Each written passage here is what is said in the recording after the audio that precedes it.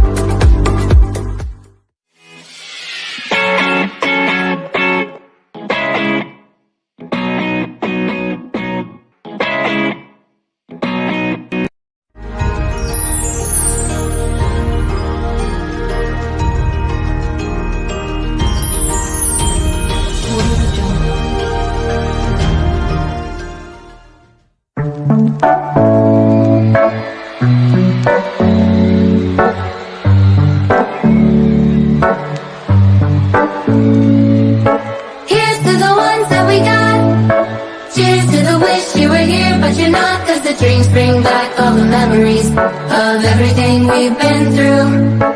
Toast to the ones here today. Toast to the ones that we lost on the way. Cause the dreams bring back all the memories. And the memories bring back you. There's a time that I remember when I did not know no pain. When I believed in forever, everything would stay the same. Now my heart feels like December. Will somebody say your name? Cause I can't reach out to call you, but I know I will one day. Hey, everybody hurts sometimes. Everybody hurts someday. Hey, hey. Everything will be alright. Go and raise your voice and say, hey. Here's to the ones that we got. Cheers to the wish you were here, but you're not. Cause the dreams bring back all the memories of everything we've been through. Toast to the ones here today. Toast to the ones that we lost on the way. Cause the dreams bring back all the memories. And the memories bring back you. Memories bring back you.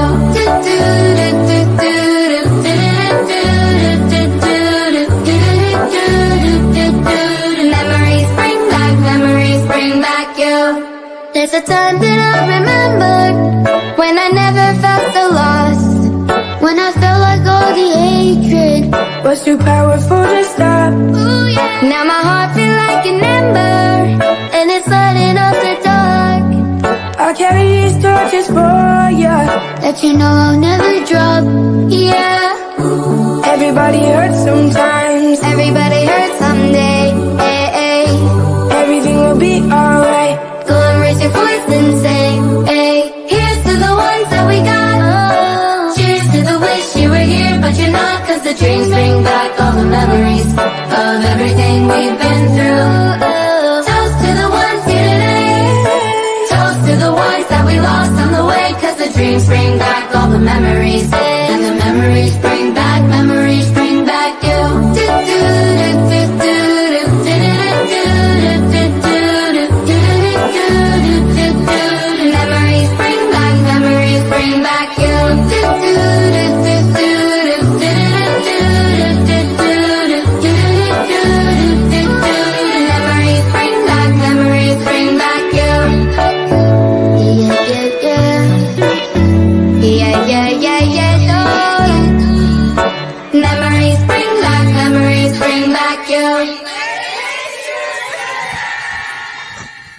पोइ खणूं था उन्हनि खे दीदीअ खे तेसि ताईं मां श्री तुलसी जेके तुलसी जी आहिनि असांजा इहे नागपुर मां आहिनि असांजे विच में ऐं सिंधी समाज जा 16 संस्कार जंहिंजे अंदरि असां कल्ह 6 जे मथां ॻाल्हायो गर्भदान उन सीमो ते जातक्रम नामकरण ऐं निष्क्रम त अॼु उनजे अॻियां खणी करे अन्न प्रशासन चूड़ाकर्म करणवेद यज्ञो पर्वत वेदारम ऐं केशांत इहे अॼु असां छह खणंदासीं ऐं असांजे विच में इन जे लाइ ॻाल्हाइण जे लाइ अमरावती नागपुर मां आया आहिनि श्री तुलसी सेतिया जी।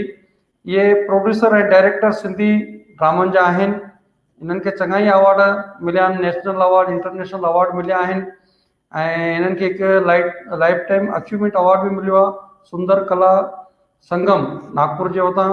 ऐं सभिनि खां वॾी ॻाल्हि हिननि जेके असांजा हिंदी पिक्चर आहे जेकी असांजी पीके एंड मुन्ना भाई MBBS जंहिंजो डायरेक्टर असांजो सिंधी राजकुमार हिरानी हो उन्हनि सां गॾु बि कमु कयो आहे।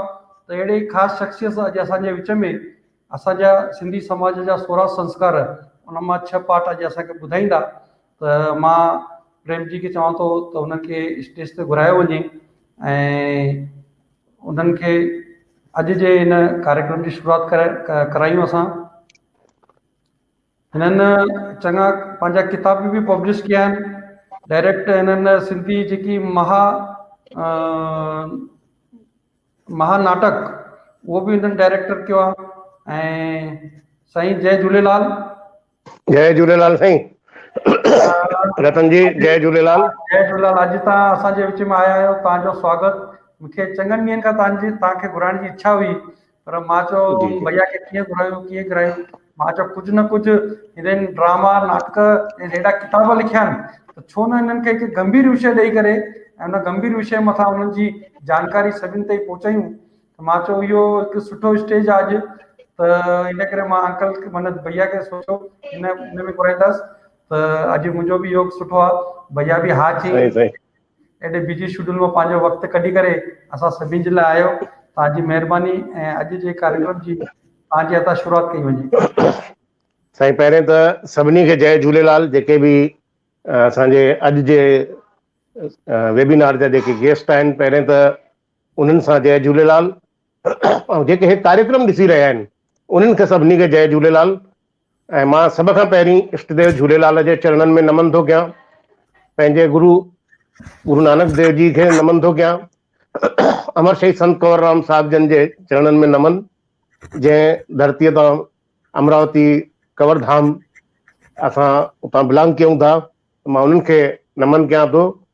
साण गॾु मां सरस्वती जी असांजे मथां असीम कृपा आहे। मां उन्हनि जे चरणनि ते नमन करे सभ खां पहिरीं त मां शुक्रगुज़ार आहियां शंकर एजुकेशन सोसाइटी डॉक्टर गुजर सुभाष हाई स्कूल पूज्य पंचायत देवलाली नासिक जो ऐं हिन संस्था जा जेके सचिव आहिनि उत्साही समाज सेवी ऐं साण गॾु हिकिड़ो उमंग खणी करे समाज खे जोड़न जी, समाज सां जेको प्यार आहे हिननि जो मां चङे टाइम खां ॾिसां पियो थो। हेरिटेज सिंधी हेरिटेज में बि तव्हां ॾाढे सुहिणे रूप सां जुड़ियल आहियो। महाराष्ट्र राज्य सिंधी साहित्य अकादमी सां तव्हां ॾाढो सुठो कमु कयो अथव।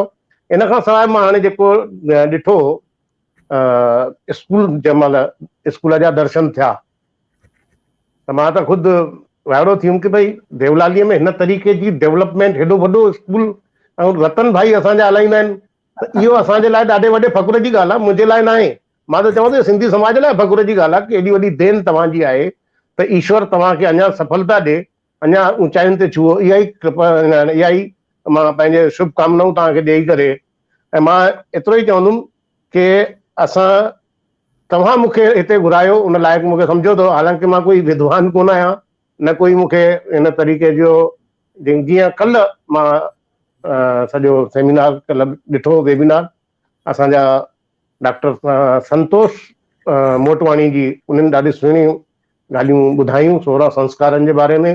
उनखां पोइ चुनीलाल जी जेके हुया पंहिंजे चेन्नई खां पंडित गिरधारी लाल जी, उहे बि उन्हनि बि वीचार रखिया।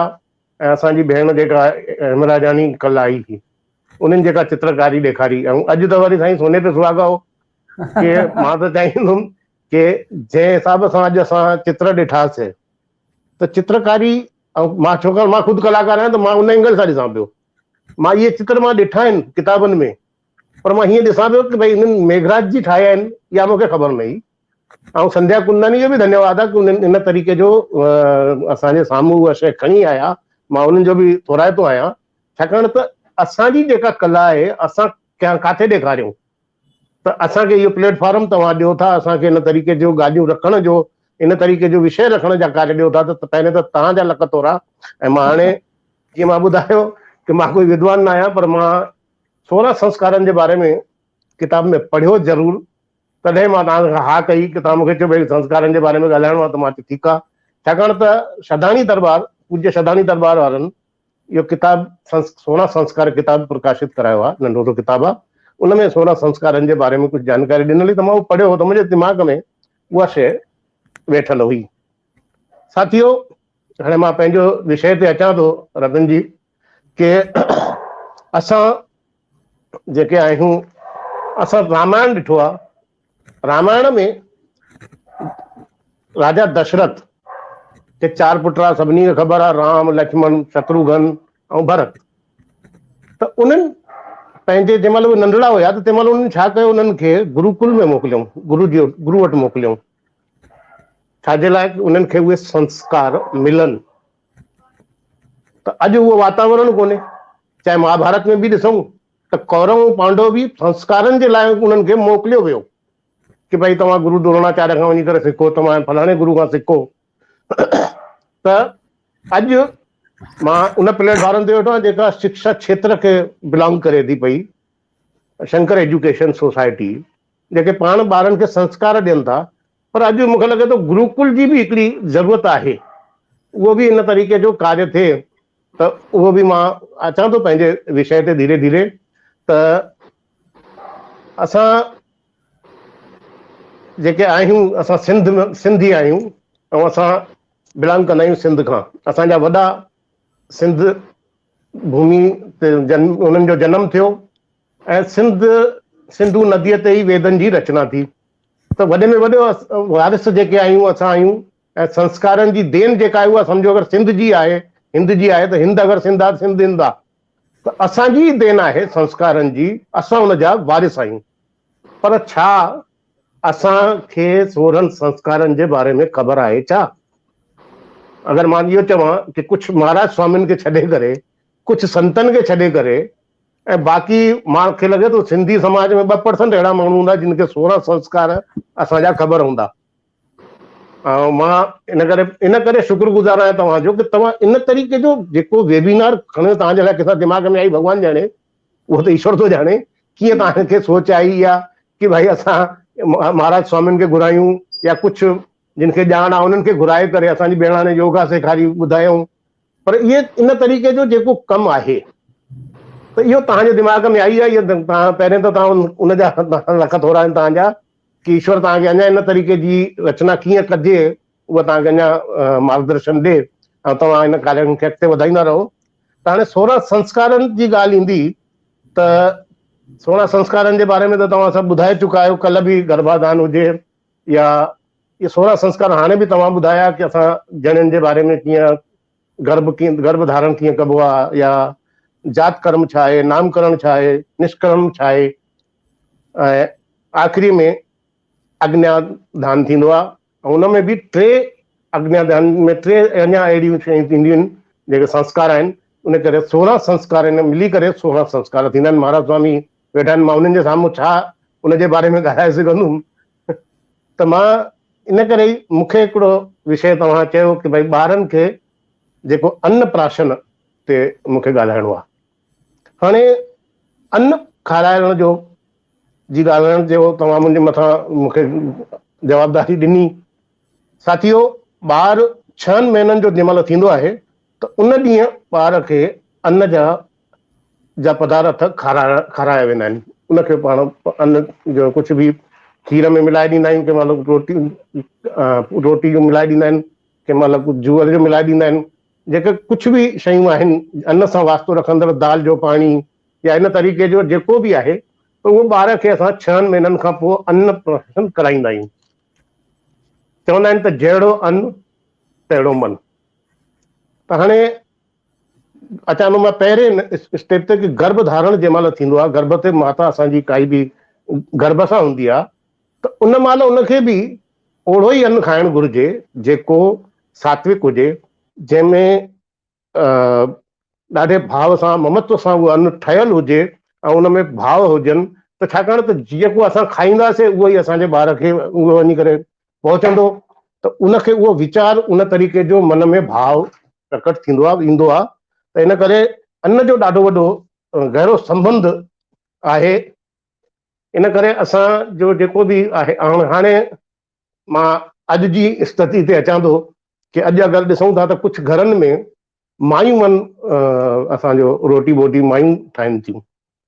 हाणे तव्हां ॿुधायो, जंहिं महिल रोटी माई ठाहींदी त उहा त सिर्फ़ु पैसो वठण लाइ रोटी ठाहे थी न, जेको बि स्वादु विझंदी, भले जेको स्वादु ठाहींदी हूंदी, पर जेको ममत्व, जेको प्यार, जेको स्नेह, जेको ममत्व, जेको भाव माउ विझी सघंदी आहे, उहा माई कॾहिं बि न विझंदी, उहो पंहिंजो कमु करे हली वेंदी। त इन करे मां चयो कि जहिड़ो मन तहिड़ो, जहिड़ो अन्न तहिड़ो मन, उहे भाव असांखे विझणा आहिनि पंहिंजे ॿारनि खे, असांखे उहे संस्कार ॾियणा आहिनि कि असां उन अन्न में बि उहे संस्कार अची था वञनि कि जंहिं महिल असां अगरि माउ क्रोध में ठाहे थी, सम्झो माई घर में झगड़ो करे आई आहे, अची करे हिते अन्न ठाहे थी, रोटी ठाहे थी, त उहे भाव छा ईंदो? उहो गुस्से में आहे, उन पंहिंजा टेंशन आहिनि, ठीकु आहे मूंखे रोटी फुल्का पचाए करे ॾियणा आहिनि, भाॼी ठाहिणी आहे, हे परेशानी आहे, मूंखे हे तकलीफ़ आहे, त उहो उनजो मन में जेको हले थो उहो भाव उहो हले थो, पर असां उहो रोटी खाऊं था त असांजे मन में बि उन तरीक़े जो वातावरण, उहे संस्कार असांखे उहे पवनि था। त अन्न जो जेको वास्तो आहे उहो इहो आहे कि असां 6 महीने में ॿारनि खे जेको अन्न ॾियूं था, असां ॿारनि खे उहो खारायूं था, त उहे असांजा पंहिंजा भाव, पंहिंजी जेका ममत्व आहे, पंहिंजी जेका श्रद्धा आहे, पंहिंजी जेको भाव आहे, उहो ज़रूरु अचणु घुरिजे। मां वरी अॻिते वधंदुमि कि इन खां पोइ आहे मुनणु। ॿार जो मुनणु असां कराईंदा आहियूं, सभई कराईंदा आहिनि, लॻभॻि दशहरे ते तय हूंदो आहे, पोइ के साल में कराईंदा आहिनि, के 6 महीने में बि कराईंदा आहिनि, के अगरि ॿार 8 महीने 3 महीने जो बि आहे तॾहिं बि हुनजो मुनणु कराईंदा आहिनि, के वरी 2.5 साल में कराईंदा आहिनि। हर कंहिंजो पंहिंजो पंहिंजो सिस्टम ठहियलु हूंदो आहे कि भई असांजी हीअ रीति रिवाज आहे, असां हिन रीति रिवाज सां। ऐं मुनणु जेको थींदो आहे उहो असां कंहिं मंदर में, कंहिं धार्मिक स्थल ते ई कराईंदा आहियूं, छाकाणि त उहो जेके भाव आहे, जेको वाइब्रेशन्स आहिनि, असांजे ॿार खे उहे सुठा मिलनि। इन करे असां इहो मक़सदु खणंदा आहियूं कि भई असां उहो मुनण जो कार्यक्रम जेको आहे उहो कंहिं मंदिर में। हाणे मुनणु छो कराइबो आहे? मुनण जो मेन मक़सदु आहे कि 9 महीना लगातार ॿार गर्भ में हूंदो आहे ऐं जंहिं महिल ॿाहिरि ईंदो आहे त तंहिं महिल उनजे मस्तिष्क ते कुझु गंदगी या अंदरि जेको बि वारनि में ऐं कीटाणु हुजनि या इन करे उहे सफ़ा थी वञनि। त इन साइंटिफिक रीज़न आहे, इन जो इहो धार्मिक रीज़न कान्हे मुनणु लाराइण जो, हिकिड़े साइंटिफिक रीज़न सां इहो कमु कयो वेंदो आहे। त हाणे इन जंहिं महिल मुनणु असां खीर ऐं ॾही इहो मिलाए करे ॿार खे जंहिं महिल मथे ते मालिश कंदा आहिनि, उन खां पोइ मुनणु लारायो वेंदो आहे। त मुनण में मिट माइटनि खे घुरायो वेंदो आहे। इहो संस्कार जेको आहे इहो असांजो परंपरा शुरू खां वठी हलंदी अचे थी, हिनजो हिकिड़ो साइंटिफिक रीज़न आहे, तॾहिं वञी करे असां मुनण जो कार्य रखंदा आहियूं। हाणे अचूं था असां त ॿियो आहे जनम ॾींहुं। जनम ॾींहुं बि असां मल्हाईंदा आहियूं। जनम ॾींहुं जो मल्हाइण जो असां में रवाज आहे, हाणे थी पिया उहो संस्कारनि में जोड़ियो वियो आहे, छाकाणि त जनम ॾींहुं मल्हाइजे सुठी ॻाल्हि आहे, पर छा असां जेको जनम ॾींहुं मल्हायूं था उहो असांजे संस्कारनि सां वास्तो रखे थो? छा मेणबतियूं विस्माए करे, केक कटे करे, डीजे करे, होटलुनि में वञी करे असां उहो जनम ॾींहुं मल्हायूं था ॿार जो, त कहिड़ा असां संस्कार हुननि खे ॾींदासीं? त अगरि जनम ॾींहुं मल्हाइण जो बि आहे त मुंहिंजे ख़्याल सां जेका ॻाल्हि आहे कि असां जनम ॾींहुं मल्हायूं ॿार जो, भले केक कटियूं, छो न मिट माइटनि खे घुरायूं, सुठी ॻाल्हि आहे, पर मेन जेका शइ अचे थी कि असां सुबुह साण पहिरें त हिकु संस्कार इहो आहे कि ॿार पंहिंजे माता पिता खे पेरे पए उन्हनि खां आशीर्वाद वठे ऐं उन खां सवाइ महाराज स्वामी खे घुराए करे हवन कराइजे। छाकाणि त हवन जंहिं महिल असां कराईंदा आहियूं त असांजे घर जी जेका शुद्धि थींदी आहे, असांखे जेको मन खे जेको आनंद ईंदो आहे ऐं ॿार खे जेका असां ॿार जो जनम ॾींहुं मल्हायूं था त उनखे पंहिंजे संस्कारनि सां जोड़ियो वेंदो आहे ऐं जेके मंत्रोच्चार थींदा आहिनि उहे उनजे दिमाग़ में वेहंदा आहिनि ऐं जेको घर जी बि नेगेटिविटी या उनजे वीचारनि जी जेका नेगेटिविटी आहे उहा हवन सां निकिरी वेंदी आहे, शुद्धि थी वेंदी आहे। त इन करे हवन करे ऐं पोइ असां कोई बि कार्यक्रम कयूं त इन खां सवाइ मेणबत्ती ॿारे करे न, जलाए करे विस्माए करे न, असां जोत ॿारे करे जोत ॿारियूं ऐं जोत सां जोत ॿारे करे असां जेका अंदर जो अंधकार आहे या अंदर में जेका नेगेटिविटी आहे उहा असांजी उहा जोत सां ॿारे करे असां उन ॿार खे सकारात्मक सोच ॾे खणी वञूं। इहो असां उनखे सुठा संस्कार ॾियूं। इहो ई असांजे जनम ॾींहुं मल्हाइण जो सही सिस्टम थींदो। ऐं मां एतिरो ई चवंदुमि कि अॼु जेको असां ॾिसूं था कि जेका संस्कार जी ॻाल्हि हली आहे त करण वेद संस्कार जेको थींदो आहे उहो कन खे टोपायो वेंदो हो। हाणे त छोकिरियूं टोपाईंदियूं आहिनि, पहिरियों त सभिनी खे टोपाईंदा हुया।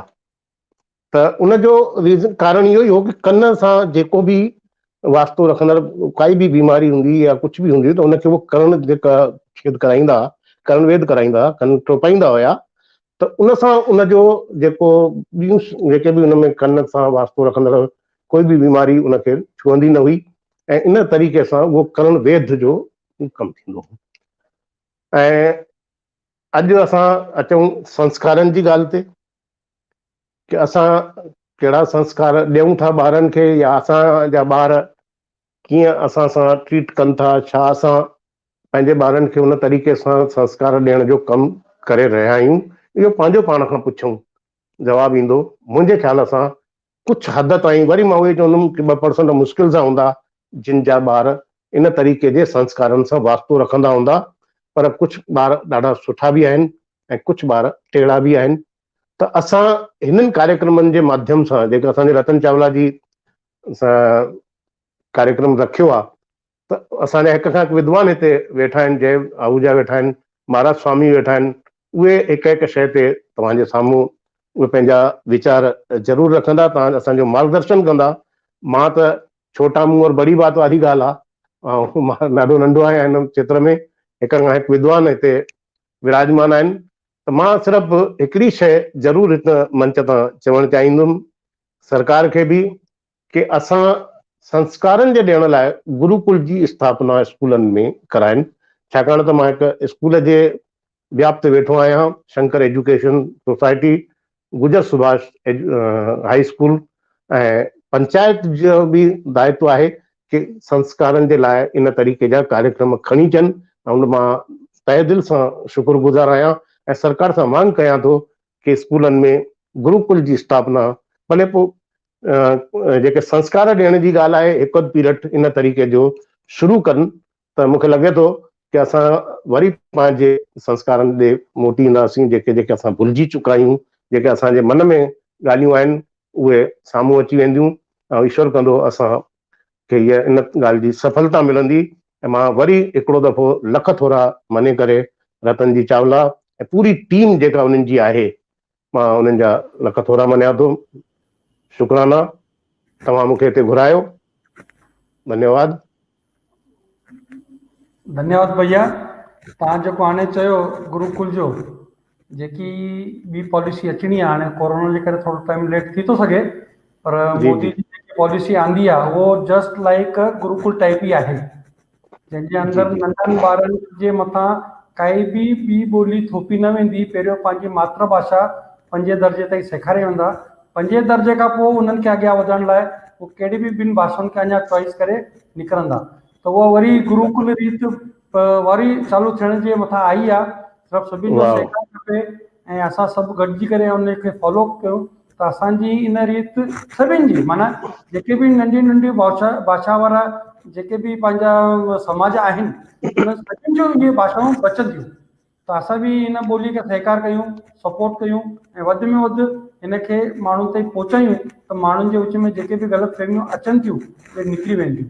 धन्यवाद तव्हांजो। जी हाणे जी मां सिर्फ़ु हिकिड़ो मिंट सिर्फ़ु ॻाल्हाइणु चाहींदुमि। हाणे मुंहिंजी दुख थी लॻियो ते हथ रखी छॾियो आहे। हाणे चवंदा आहिनि न दुख थी लॻ मुंहिंजी आहे कि मां सिर्फ़ु सिंधी समाज खे हिकिड़ो ई आह्वान, जिथे बि हिकिड़ो ई आह्वान कंदो आहियां कि अगरि तव्हां सिंधी आहियो त महिरबानी करे सिंधीअ में ॻाल्हायो, न आहियो त मयार कान्हे। ठीकु आहे, मां खुले अखरनि में चवां थो, अगरि तव्हांजो पीउ सिंधी कोन्हे, तव्हांजी माउ सिंधी आहे, तॾहिं बि सिंधी में ॻाल्हायो। पर अगरि ॿई सिंधी अथव त तव्हांजे मथां पूरी ठपो लॻल अथव। कोई बि, ऐं मां जनरली ॾिसंदो आहियां कि असां जंहिं बि मंचनि ते वेंदा आहियूं, वॾा वॾा विद्वान, वॾा वॾा नेता असांजा अची करे भाषण ॾींदा आहिनि, सिंधी में ॻाल्हायो, सिंधीअ में ॻाल्हायो, सिंधी डुबिजे थी, सिंधी ॿुॾे थी, न बचनि, सिंधी कोन बचंदी। अरे बचंदी कीअं भाई, तूं बि पंहिंजे घर में सिंधी न ॻाल्हाईंदो आहीं, हिते अची करे भाषण ॾींदो आहीं। त अहिड़नि नेताउनि खे बि थोरी देरि लाइ शर्म अचणु घुरिजे, जेके सिर्फ़ु मंच ते अची करे भाषण ॾींदा आहिनि। ऐं मां खुलनि अखरनि में चवां थो, बुरो न मञिजो मुंहिंजी ॻाल्हि जो, कि असां सिर्फ़ु हिकिड़ो संकल्प खणूं, हिकिड़ो ई संकल्प खणणो आहे कि मां पंहिंजे घर में सिंधी ॻाल्हाईंदुमि बसि। एकदम 100%। हर सिंधी हिकिड़ो संकल्प खणे कि मां सिर्फ़ु पंहिंजे घर में सिंधी ॻाल्हाईंदुमि, ॿिए खे चवंदुमि न, कंहिंखे बि न चवां मां, ज़रूरत कान्हे। ॿिए खे न, पंहिंजे घर मां ई शुरूआत कयूं। हा, त रतन चावला अगरि ॻाल्हाए थो, तुलसी सेतिया ॻाल्हाए थो, जेको ॻाल्हाइनि था, अगरि हिकु हिकु करे इहो सभु ॻाल्हाईंदा त कंहिंखे चवण जी ज़रूरत ई न पवंदी कि सिंधीअ में ॻाल्हायो। ऐं हिकिड़ो ॾाढो वॾो स्वरूप ईंदो। इहा मुंहिंजी हथ जोड़े करे सभिनी सां वेनिती आहे, भले कंहिंखे बुरो लॻो हुजे माफ़ कजो।